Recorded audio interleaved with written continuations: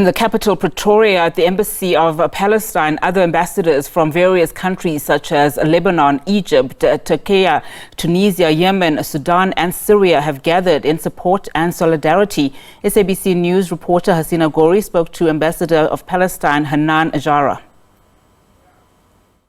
A historical day here in South Africa as the South African legal team bring their arguments and case to the International Court of Justice against Israel, accusing them of a genocidal intent and the military bombardment of Gaza, where over 25,000 Palestinians are believed to have passed on and been killed by Israel since October the 7th, 2023.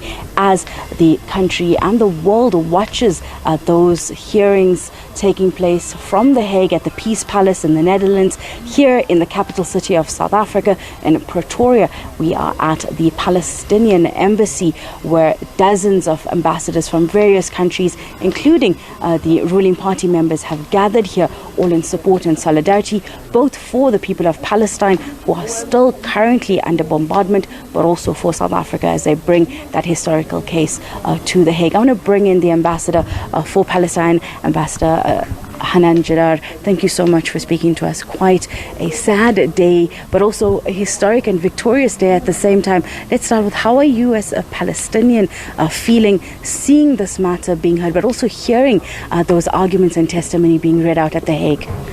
Well, thank you for coming for the embassy today. It's a historical day, as you mentioned, not only for South Africa, but for the world, because this is the first time, it's a precedent, this is the first time in history that Israel is taken into the International Court of Justice.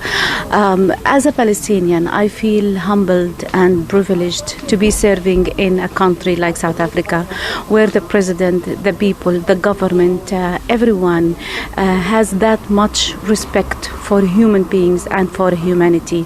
I have tears, to be honest, in my eyes when we started, because all these issues bring triggering my emotions. We have been under pressure for more than 96 days. The world has been watching the slaughter of Palestinian people among everyone on the TV screens, in the palm of your hand, on your mobiles, and nobody moved. It's only South Africa, and this is not strange, as Palestine and South Africa shared a long chapter of history, of friendship, of fighting against apartheid, of fighting against oppression, aggression, colonization.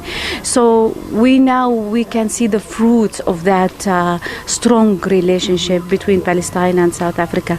And who else in the world like South Africans who can feel the pain and the atrocities of an apartheid regime like the Israeli? Because South Africans, they have been there, they have been in the same place. So today we join our voices as Palestinians and as free, all the peace-loving people around the world, with the President Cyril Ramaphosa and with the South African people, wishing all the success for the South African brilliant team that we have been watching in the hearings for 3 members until now.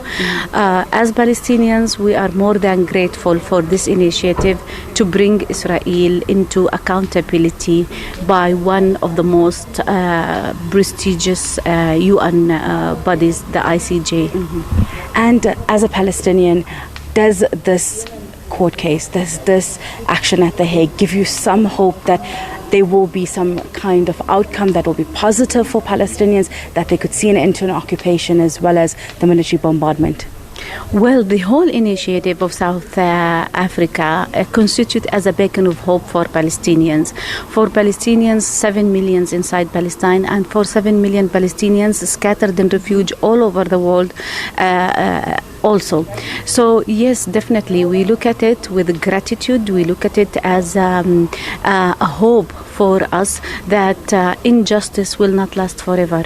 Apartheid regime will not last forever. Atrocities and colonization will not last forever. For how long the international community can condone an apartheid regime? For how long the international community can condone committing a genocidal war against civilians? And my last question would be, Do you have hope in the International Commission of Justice? Do you think that court will be able to rule in a fair and a just and equitable way? We hope. And as Palestinians, we always say that we are doomed by hope because we don't have any other choice.